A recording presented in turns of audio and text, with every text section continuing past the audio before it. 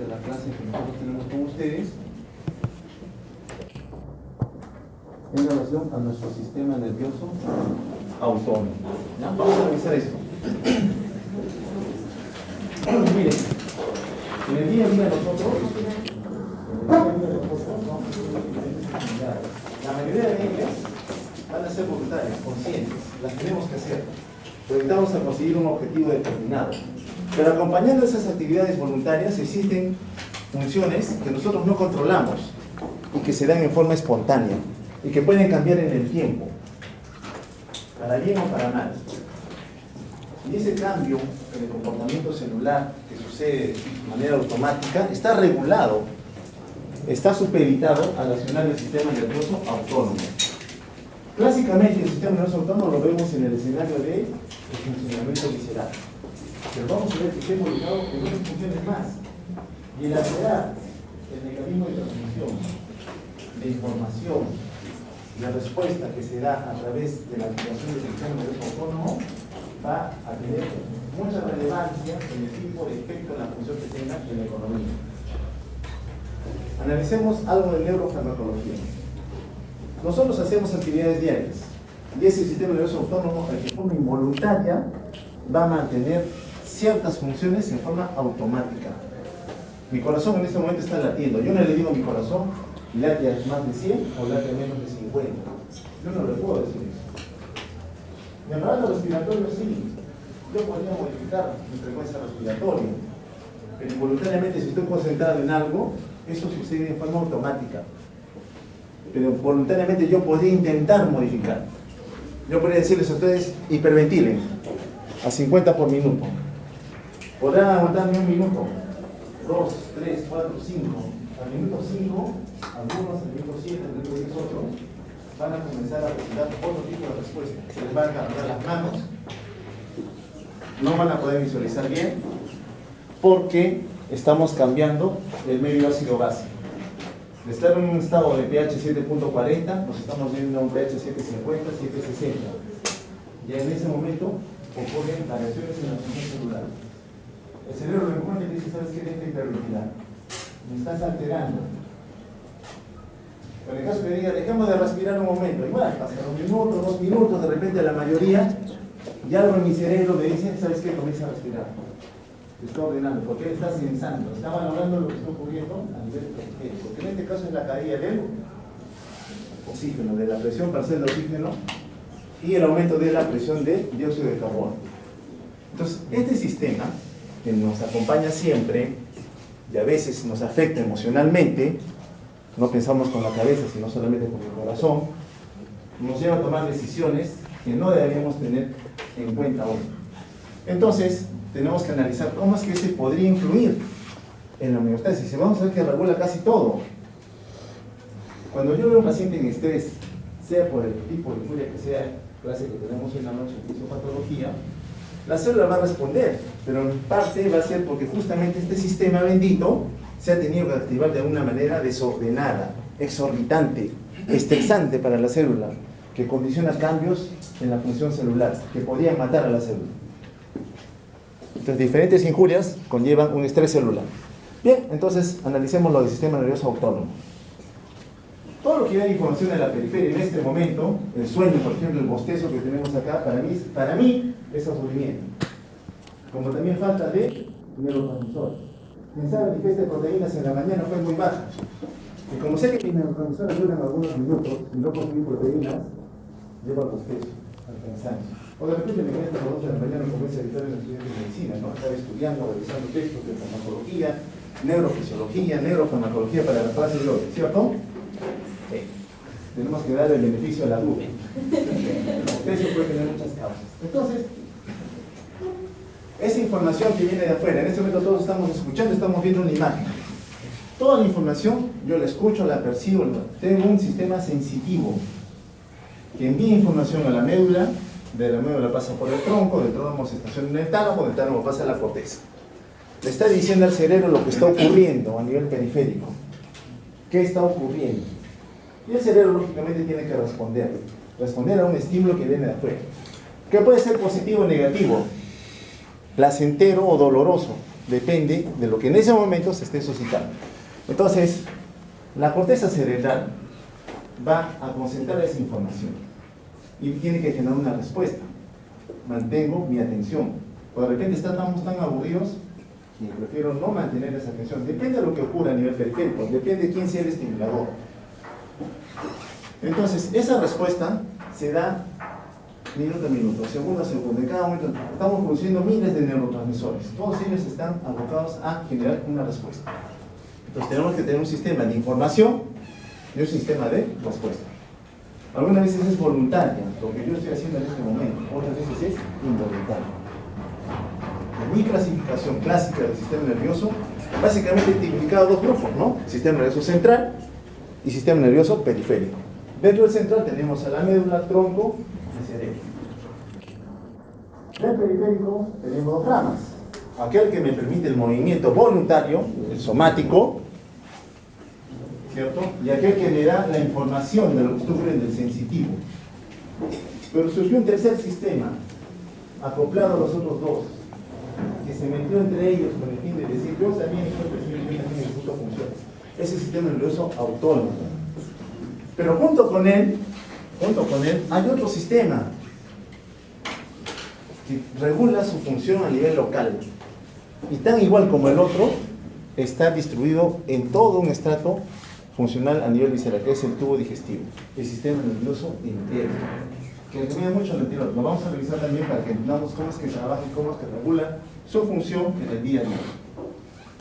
Entonces tenemos nuestra neurona no está sola, establece conexiones con otras células más que están a su lado, o recibe información por el torrente sanguíneo que le manda un tipo de mediador, un primer mensajero, una hormona, un proceso inflamatorio que le dice cambia tu respuesta, está ocurriendo este evento. O sea, eso ocurre a nivel celular.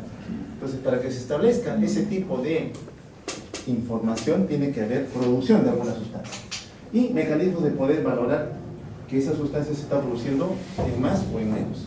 Saber que el sistema nervioso central tiene una barrera, también lo revisamos parcialmente en la clase pasada, que no me va a permitir el libre pasaje de esas sustancias. Porque las uniones entre célula endotelial y célula endotelial es tan estrecha que no permite ese pasaje.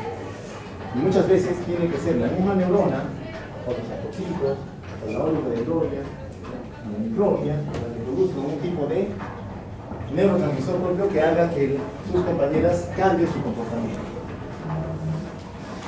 Funcionalmente, entonces, la neurona tiene que tener la capacidad de recibir información y de poder ejecutar una respuesta. Tal igual como sería el sistema nervioso central, si lo graficáramos en su totalidad. Ahora bien, ¿cómo se transmite la información? ¿Cómo es que una neurona le dice a otra, o cómo es que un estirpe celular le dice a la neurona cómo es que tendría que actuar, cómo debería ser funcionar en el día a día? A través de una neurotransmisión química, a través de la producción de un neurotransmisor. Un neurotransmisor. ¿Qué es neurotransmisión? Y maneras centrales. Cuando vean eso, hay miles de 5, hay miles de 2 soles. Entonces, ese producto que una célula tiene que liberar para estimular o inhibir a un estirpe celular se conoce como neurotransmisor. Y según el tipo de esa sustancia química, cada unión tendrá diferente tipo de clasificación. Puede ser un aminoácido, puede ser el ATP, puede ser el ADP, puede ser el fósforo, únicamente el que se produce aquí y hace que la célula que recibe a ese neurotransmisor tenga que cambiar su comportamiento. Si lo que libera, al contrario, es una catecolamina, diremos que esta unión es adrenérgica. Si lo que libera como moneda de comunicación, por ejemplo, acá es la serotonina, que es otro neurotransmisor, la unión será serotoninérgica. Es decir, en relación al tipo de moneda que utilice para comunicarme con el resto, yo tipifico a ese grupo de células como serotoninérgicas, adrenérgicas, colinérgicas, aminoacidérgicas, etcétera, etcétera. ¿Qué otro grupo? Solo péptidos nada más, como decía el ATP, y en este caso, si es que es la acetilcolina, el neurotransmisor que se va a liberar y va a producir un tipo de respuesta. Entonces, ¿cómo se comunica una con otra? A través de la producción de un neurotransmisor que se tiene que liberar cerca a la célula sobre la cual yo quiero actuar. Vean la neurona que está invadida de señales bioquímicas, varias sinapsis más se establecen con ella. Entonces no es un solo neurotransmisor que se va a liberar, son varios cientos de miles de concentraciones de ese neurotransmisor que van a interactuar con esa neurona. Vamos a ver que no es solamente un grupo de neurotransmisores que va a ocurrir en ella, a veces es otro más. Y entre esos dos neurotransmisores se establece un rol antagónico. Entonces, ¿cómo es que esta neurona, por un lado me dicen que me tire y el otro me dicen que no me tire al precipicio? ¿A quién le hago caso? Dependerá del número de receptores y de la cantidad de neurotransmisor que exista, del cambio estructural que yo pueda condicionar o no sobre este estirpe celular. Entonces, una célula tiene almacenada vesículas, dentro de la vesícula hay neurotransmisor, el neurotransmisor en algún momento se libera, interactúa con su célula y le dice cambia tu comportamiento. Una vez que este neurotransmisor ha cumplido su trabajo, tiene que salir de allí.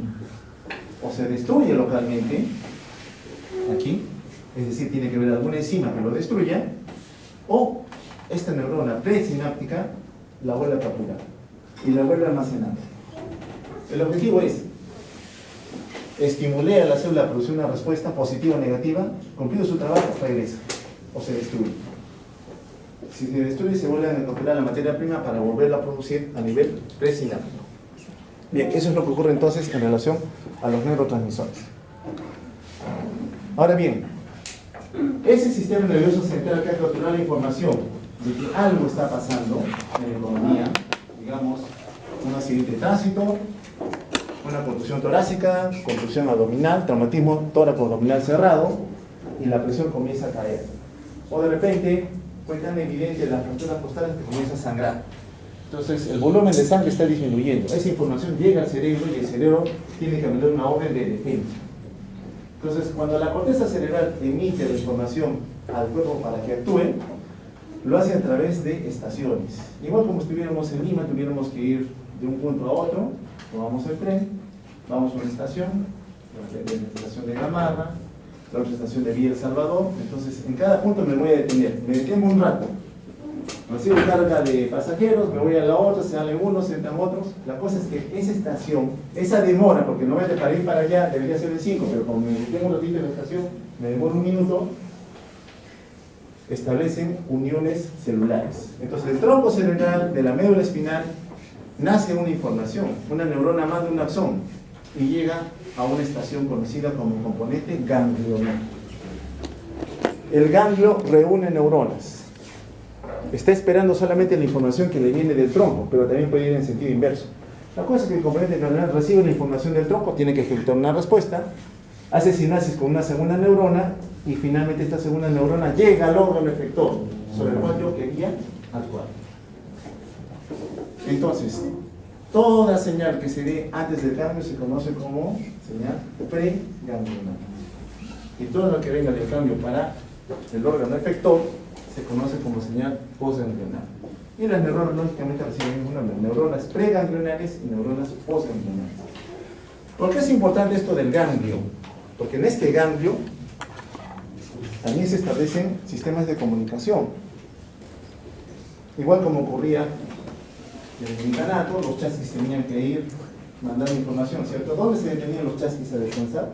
¿Se acuerdan? ¿no? Ahí se detenían o no. ¿Y qué hacían ahí? Ellos no seguían. El mensaje se lo daban a otro chasis, ¿cierto? Es la historia, ¿no? Siempre todos son peruanos, la mayoría, ¿cierto? Entonces, le dan información a otro chasis, y ese otro chasis está bien. Entonces, este tambo es el tambo de información. Llega el chasis preganglionar, llegó al tambo, el chasis sale otro chasis, el postganglionar, ¿cierto? Postganglionar. Pero hay una información que le está dejando acá, una manera de comunicación. Esto es lo que tienes que hacer. Le está liberando un neurotransmisor. Aquí se está liberando un neurotransmisor. O sea, la corteza, el tronco, la médula le están mandando una información, y esa información se establece a través de un neurotransmisor. Ese neurotransmisor, grábenlo acá, a nivel ganglionar, siempre es acetilcolina.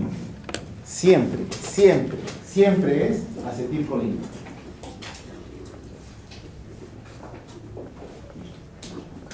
el neurotransmisor a nivel ganglionar siempre es acetilcolina. Y su receptor, me voy a adelantar un poquito.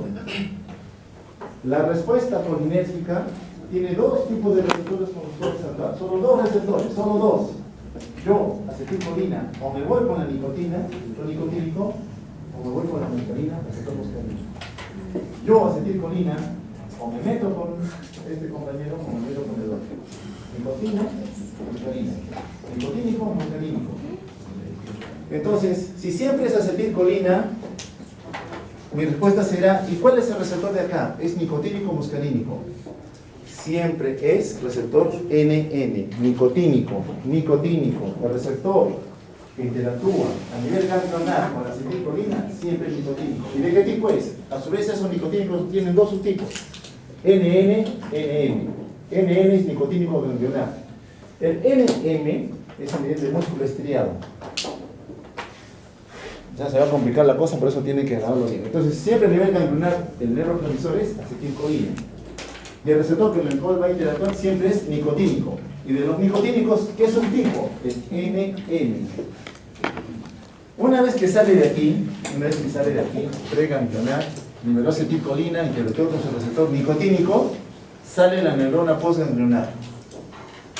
Y esta neurona postganglionar, para que actúe con el órgano efector, desde allá el chasqui llegó hasta acá, y le tiene que decir, ¿sabes qué? Ni que quiere pescado. Mándale, por favor. Me está diciendo por... Es lo que cuenta la historia. Pues. Entonces, esta célula efectora tendrá que salir al mar a pescar pescado y volver a regresar para ahí. Bueno, el objetivo está de que esa información que se va a dar por otro neurotransmisor va a depender. ¿Será la misma acetilcolina? Puede ser. Pero entran a tallar otros neurotransmisores más. Ya no es acetilcolina. Acetilcolina siempre es a nivel ganglionar. Siempre es a nivel ganglionar.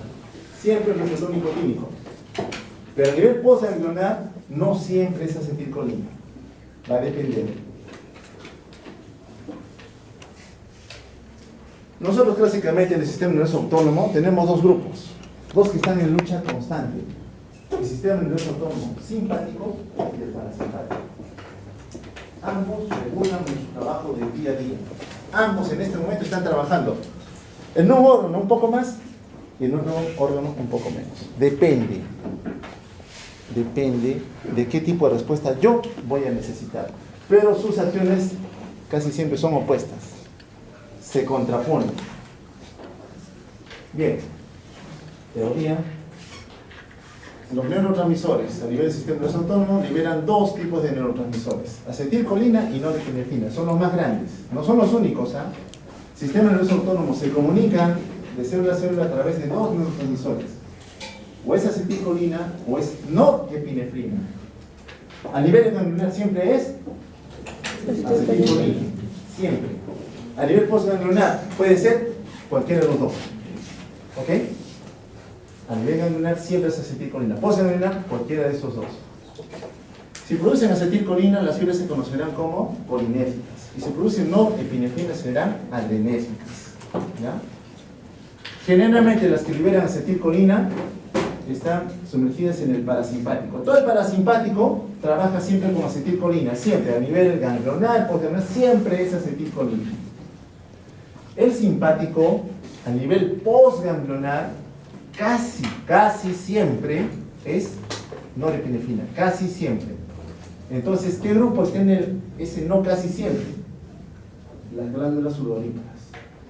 El sudor está supeditado a inervación simpática. Entonces yo diré, simpático para mí me dice norepinefrina, no. En la glándula sudorípara, esa fibra simpática lo que libera es acetilcolina.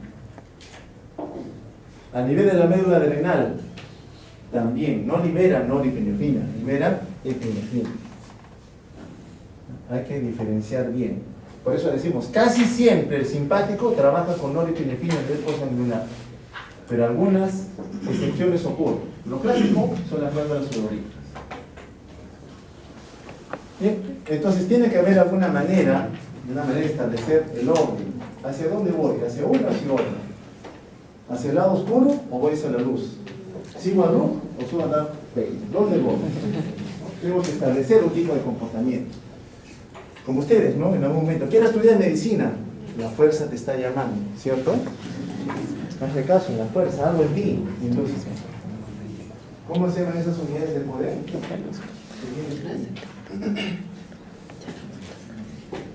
Lo que te jaló hacia la luz. ¿Sabes? ¿No? Esas son las mitocondrias, ¿no? Pero ahí en Stanford le llaman de otra manera. Para la siguiente van a averiguar cómo se llama, ¿ya? Es igual que Goku cuando consigue el Ultra Instinto, ¿no? No de Goku tampoco. Yo sí soy fanático porque desde adolescente siempre vi Goku y todo su crecimiento. Entonces yo creo que la mayoría hemos crecido con Goku, pero ustedes son otra generación. Bien, entonces el neurotransmisor es la manera de comunicarse, ¿cierto? El sistema nervioso autónomo está supeditado también a la comunicación a través de neurotransmisores. Ya sabemos que a nivel ganglionar el neurotransmisor es acetilcolina, postganglionar depende, parasimpático siempre es acetilcolina, el simpático casi siempre es norepinefrina.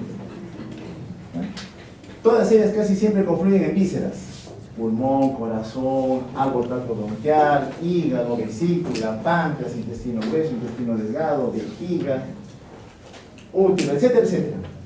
Todo lo que está dentro del tórax y del abdomen, en otras palabras, está supeditado, simpático o parasimpático. Pero hay un grupo también de células de estirpe voluntaria. Se salen del involuntario, es el músculo estriado. Lo que yo estoy haciendo en este momento, el hecho de movilizarme, lo que hacen ustedes también en el día a día, el somático, sistema nervioso somático.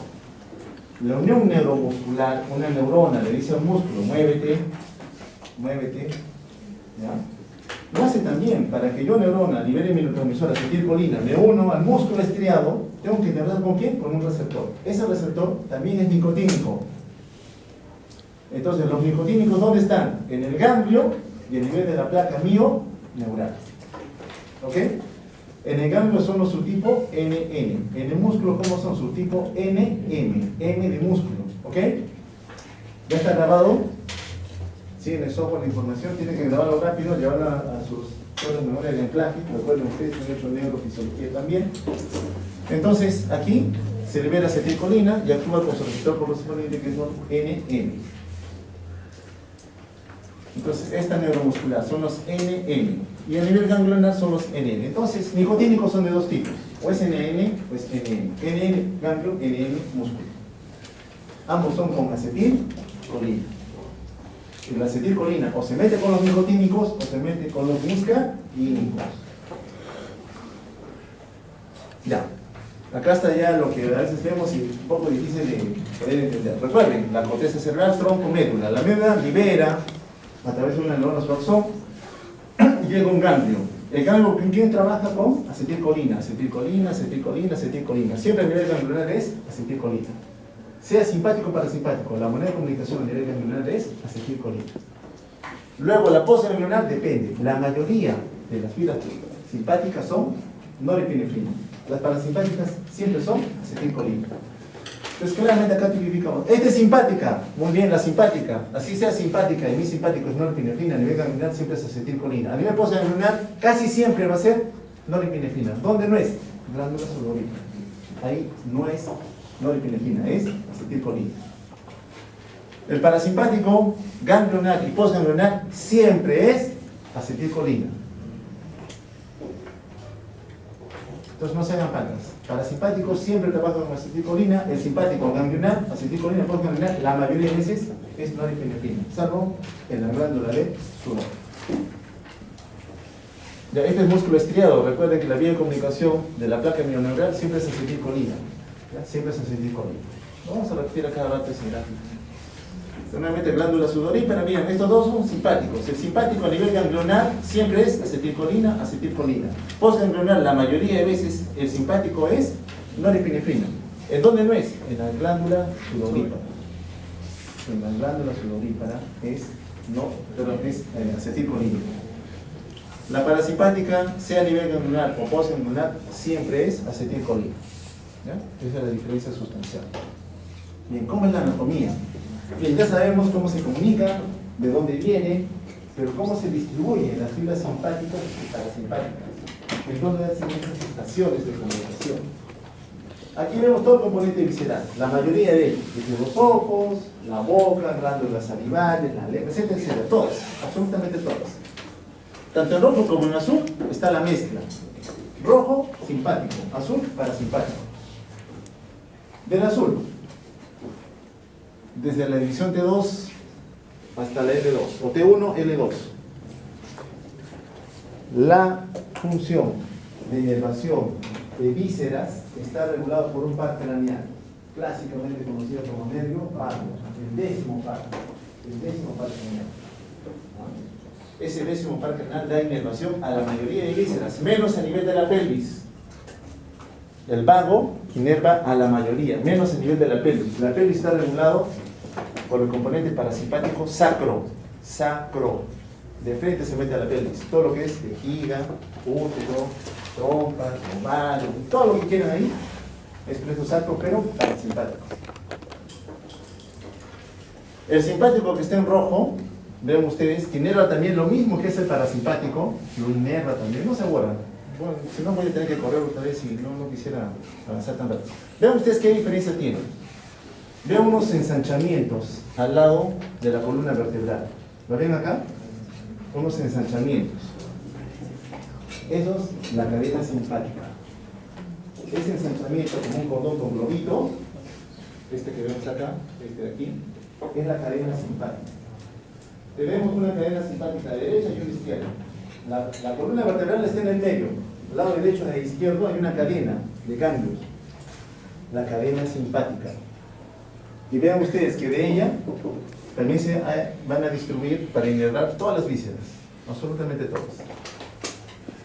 Entonces, la inervación parasimpática nace principalmente del vago, pero a nivel sacro viene de otro plexo, pero también es parasimpática. Y la simpática, a nivel de la cadena ganglionar en este caso, pero cadena simpática.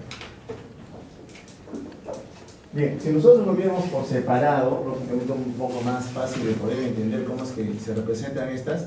Desde el vago, que nace a nivel del tronco cerebral, recuerden que el tronco cerebral reúne conglomerados de neuronas que forman los núcleos de los pares criminales, a partir de los cuales van a nacer esas fibras, van a permitir el nacimiento de muchos nervios con funciones específicas. Uno de ellos es el nervio vago, ¿no?